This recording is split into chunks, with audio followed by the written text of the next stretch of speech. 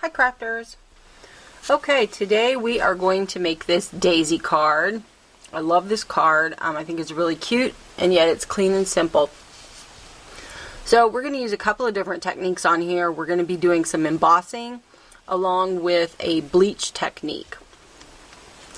Now I've already cut out all of the cardstock. We have your standard base 8.5 by 5.5.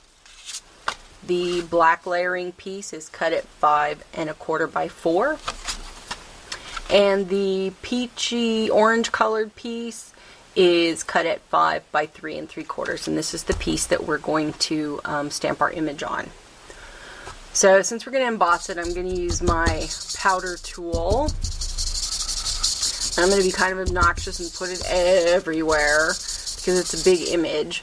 And the nice thing about the embossing powder is that it will keep the embossing powder from sticking to places that you don't want it to stick. Alright, the stamp set that I'm using is Daisy Thanks from Stampendous. I love this stamp set. Both the stamps, the sentiment, and the main stamp we're using out of that stamp. All I'm doing is inking it up with Versamark since we are going to be embossing using an embossing powder. We need something sticky and that dries slow. And since I don't have a black pigment ink, people use pigment ink a lot when they emboss because it's really slow to dry and allows you that time to get the embossing powder on there and the heat tool used before it dries.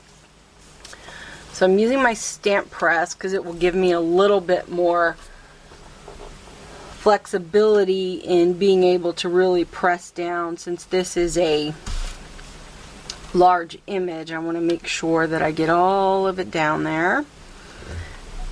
Where an acrylic block is really stiff and it doesn't give it all, this has a little bit of give in it and allows you to really press down. I typically will hold it just a little bit longer than if it were regular ink. I seriously doubt that you can see that on the camera because it's kind of a watermark effect on there. Already got my black embossing powder out. So let's cover this.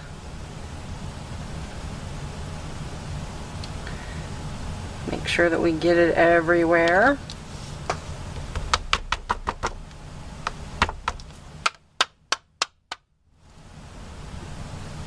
Usually hit the back to get off a little extra that's on there. And I still see a little bit that I'm not happy about. So I always keep small little paint brushes in my jar on my desk so that I can get any little tiny flakes. Alright, there we go. It's our stamped image. Let's heat it up. Use a heat tool. You can see it's kind of a flat look, and as I heat it, you don't want to leave the heat tool in one spot or you could burn the paper. So I'm just kind of move it around till it gets nice and heated up. And then hopefully you can see how it starts to turn shiny. Once it's turned shiny, you want to remove it from that section because you could burn the embossing powder as well. So just move it all around. Like I say, it's a large image.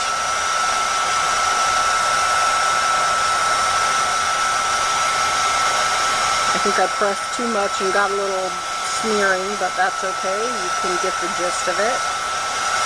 And the reason that I'm using the black embossing powder instead of just using a why can't I think? The Memento Tuxedo black ink, for example, that doesn't smear when you're using markers and stuff, or this stays on. When you bleach, it will potentially smear. So I like to go ahead and emboss with the embossing powders, and I know that the bleach won't affect that at all. Now normally I would use a water brush, and I can't find either of my water brushes, so This will work with a blending pen. If you have a blending pen, like I say, you can use a water brush or a blending pen. I have put just a little bit, I don't know if you can see, that's like even way more than I even need, of bleach, straight bleach. It's not diluted with water or anything, into this container.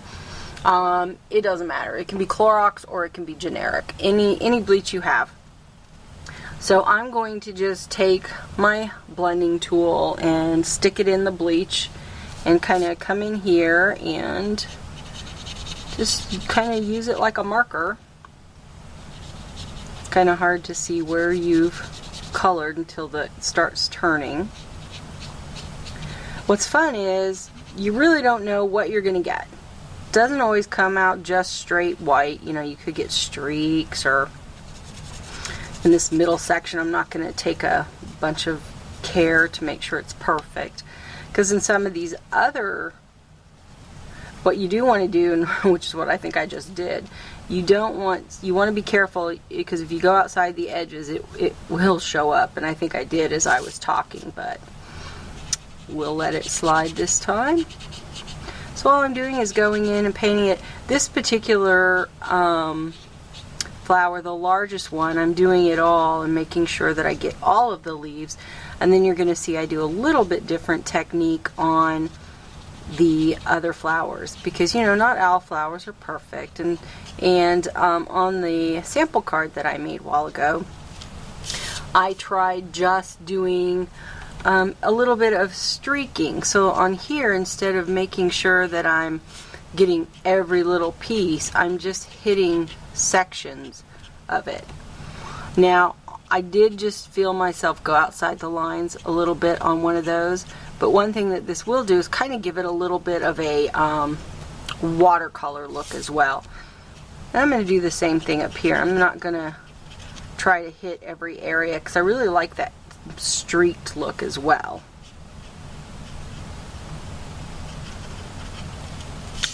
So you can see that, and then when it is streaking and when you see it, you can say, oh, I think I do want a little bit more there, and you can just kind of go back with your blending tool or your excuse me, your water pen, whichever you're using. So you can see that those are starting to turn. It's kind of getting the lighter colors, and you can see, hopefully it'll show up on the camera that these are not all colored in. There should be little streaks of kind of the peachy color showing through on these bottom two flowers. Okay, so we're going to adhere this to, you can see that the card warped some too. I held the heat gun really close to it, and oftentimes your card will warp a little bit, so I'm going to make sure and use some extra adhesive on the back when I go to adhere it to the black piece. I'll put some in the middle to make sure that it gets all nice and flat on there. Now that I've got this black card that I'm working on, it's hard to see where my black piece is. Got black on black here. Alright. Yes, I definitely worked that. Okay, so let's go ahead and put, I'm going to use the Memento Tuxedo Black for the sentiment.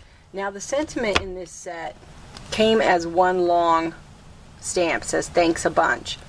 I wanted to layer it. I had wanted thanks on the top. It's fine, totally fine to cut your acrylic stamps like this. I cut the words apart a lot, and it allows you to really make them even more versatile. So let's ink that up with the Memento Tuxedo Black. Hopefully I left myself enough room. Barely. There we go. Thanks a bunch. I could have embossed it, but I'm like, you know, I embossed the focal point, so you don't want to necessarily overkill and emboss everything. I used the Jillibeansoup bean stalks. I can't talk and do this at the same time. Twine, or baker's twine. I like to, some people just use the their tape runner on the back. to hold down ribbons and things, I tend to use Scotch tape. I just trust it more. And on this one, I'm intentionally going at a slant. I'm going to go around 3 times. So I kind of want that effect. I like the look when, and then I'm going to put like a little button in the corner. So let's get that taped down. Nobody's going to see it, so I don't really care what the back looks like. Alright. Now we will adhere it to our card base. This would probably look really good popped up as well if you wanted to use pop dots on it. I'm just going to make it flat.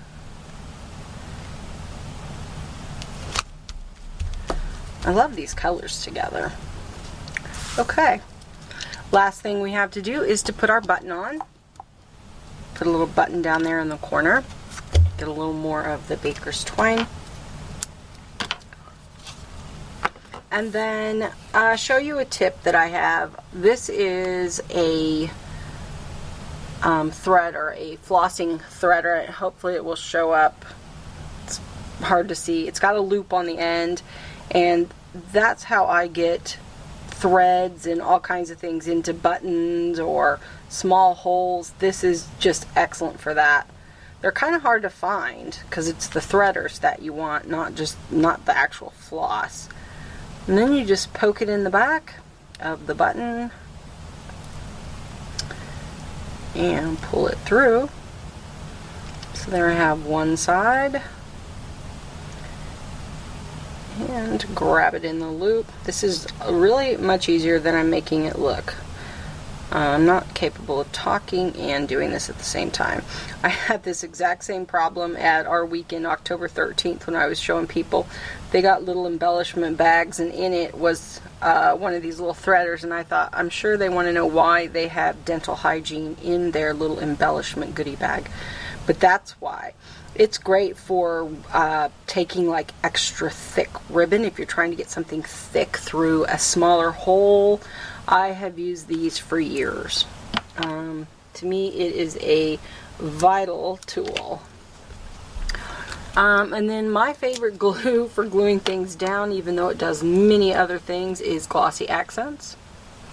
So I'm just gonna put some on the back, and this stuff lasts so long. I've been using this one bottle for like a year, and I use Glossy Accents on like everything.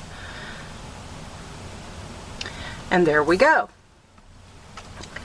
So there you have it. Here's our finished card. We've done the embossing along with the bleach technique.